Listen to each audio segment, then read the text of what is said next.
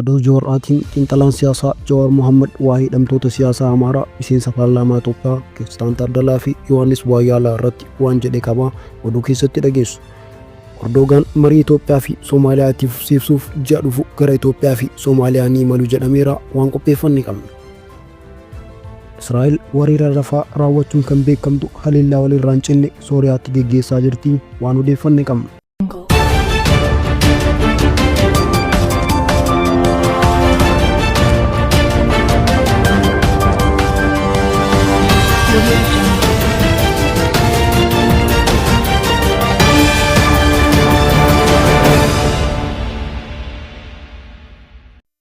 Jawaar Mohaammed waa'ee hidhamtoota siyaasaa Amaaraa irratti akkas jechuun fuula Feesbuukii isaa irratti maxxanseera.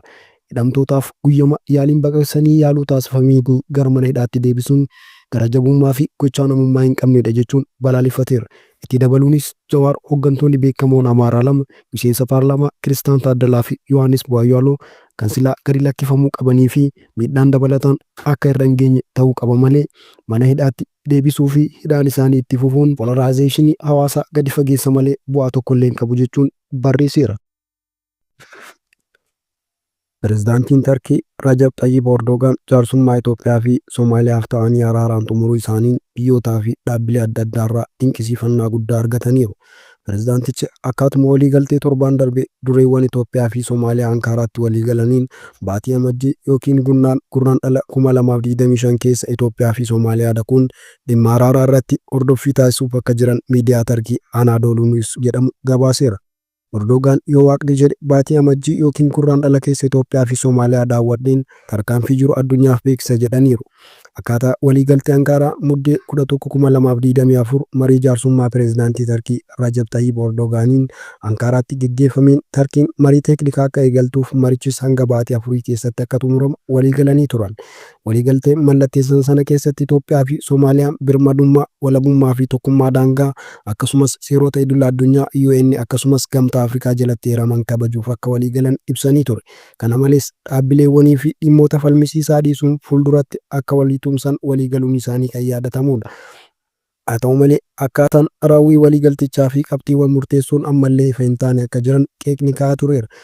Kana keessaa tokko dhimma waliigaltee Itoophiyaa fi Somaalilaand yoo ta'u, kana malees waliigaltichi haala tokkummaa daangaa Somaaliyaa kabajeen Itoophiyaan ulaa galaanaa kan argattu ta'a jechuun ala haala kamiin kan jedhu irratti ibsi bal'aan kan kennamne akka jiru beekameera. Labsii Ankaaraa kanaan boonuu kan ibsan Erdogaan biyyoonni hedduun hanga dhimma Somaaliyaa fi Itoophiyaa mariin fixuu keessatti hirmaataniiru.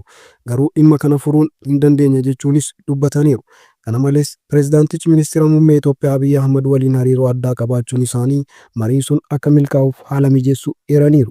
Akkasumas Tarkiin biyyoota lamaaniifuu deeggarsa akka taasiftu kan ibsan yoo ta'u, Somaaliyaa keessatti hojiiwwan investimentii hojjenneera. Kana malees dhaabbilee shororkeessummaa Somaaliyaa keessatti argaman irrattis tarkaanfii fudhanneera. Itoophiyaafis deeggarsa dinagdee fi ittisaa irratti waan dandeenyu hunda gooneera kan jedhan Erdogaan waliigaltee gamlame haala Itoophiyaa karaa Soomaaliyaatiin ulaa galaanaatti argattu ilaallatan xumuruu dabalatee mariin teeknikaa gurraandhala 2025 eegalamee ji'oota 4 keessatti xumuramuu akka jiraatu waliigalticha irratti eerameera. Waliigaltichi gumaacha loltoonni Itoophiyaa ergama gamtaa Afrikaa jalatti Soomaaliyaa keessatti taasisaniif beekamtii kenneera. Soomaaliyaan wareegama loltoonni Itoophiyaa kafalaniif beekamtii ni kenniti kan jedhuu fi kanneen biroo waliigalticha irratti eeramuun isaanii yaadatama. Jalqaba bara 2024tti Itoophiyaan naannoo Somaaliyaa irraa adda baatee kan ofiin of bulchaa jirtu Somaalilaandii waliigaltee ulaa galaanaa mallatteessuu hordofee Itoophiyaa fi Somaaliyaa gidduu waldhabdeen uumamuun ni yaadatama. Marii araaraa Tarkiitti marsaa sadiin taasifameen waliigalteen xumuramuun kan yaadatamudha. Israeli airstrikes on Damascus and elsewhere in Syria are further challenging a fragile situation. Israeli Army Radio is reporting that the military has been carrying out a series of large-scale strikes. Israa'el kufaatii Asaadiin booda lafa Sooriyaa humnaan qabatti bal'isuuf karoorfattee jiraachuun saaxilameera.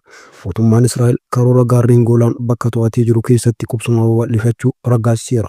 Ministeerri muummee Israa'el Benjaamin Netanyahuun sababii erga bulchiinsa Asaad kufee booda gareewwan finciltoota Sooriyaatiif addi haaraan karaa daangaa Sooriyaatiin waan banameef kunis sochii barbaachisaadha jedheera.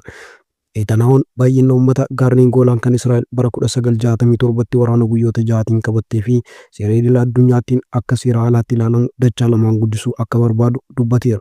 Humnoonni Israa'el guyyoota Asaad itti aangoo irraa kaafameen booda gara naannoo ittisa daangeffamee yookiin baafar zoonii fi Goolaan Sooriyaa irraa adda baasutti kan ce'an yoo ta'u, Damaasqoo keessatti jijjiiramni to'annoo taasifamuunsaa waliigaltee dhukaasa dhaabuu diigeera jechuudhaan weeraree eegalan. Sochii taasisaniin alattis ibsa Netanyahuun dilbata galgala taasiseen Israa'el Sooriyaa waliin walitti bu'uudhaaf fedhii homaatu hin qabdu kan jedhu yoo ta'u, faallaa kanaatiin imaammata Israa'el Sooriyaa ilaallatu haaluma qabatamaa lafarra jiru ni murteessina jedhee dubbataa jira. Ammatti qubsuma Israa'el 30 ol ta'an gaarreen Goolaan keessatti kan argaman yoo ta'u, tilmaamaanis namoota 20,000 ta'an keessa akka jiraatan ibsameera. Kunis seera idil addunyaatiin akka seeraan alaatti kan ilaalamu yoo ta'u, Israa'el garuu kana ni falmiti. Qubattoonni kunneenis lammiilee Sooriyaa irraa caalaan isaanii Araboota Druuz kan ta'anii fi yeroo Israa'el naannicha to'attetti warra hin baqatin wal faana warra jiraatanidha.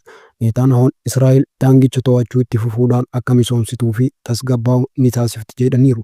Haa ta'u malee ministeerri muummee duraanii Israa'el Ehud Olmert biyyattiin gaarreen Goolaan keessatti babal'ifannaaf sochii taasisuun homaatu hiika hin qabu jechuun Netanyahuu qeeqaniiru.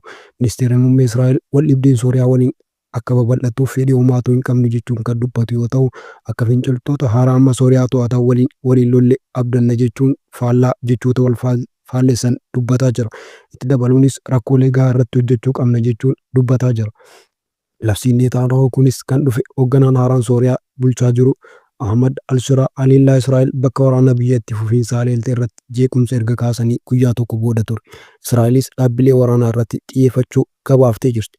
Dhaabbanni hordofaa mirga namoomaa Sooriyaa UK keessatti buufate Sohaar jedhamu kanneen haleellaa sanbata galgala raawwataman 75 dabalatee muddee 8 irraa eegalee haleellaa qilleensaa Israa'el Sooriyaa irratti raawwatte 450 ol galmeessee jira jechuun dubbataa jira.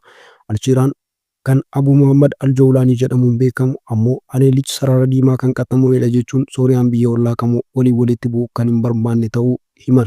Haleellaan Israa'el kun ammoo naannawa sana keessatti muddama cimsa jechuun balaaleffataniiru.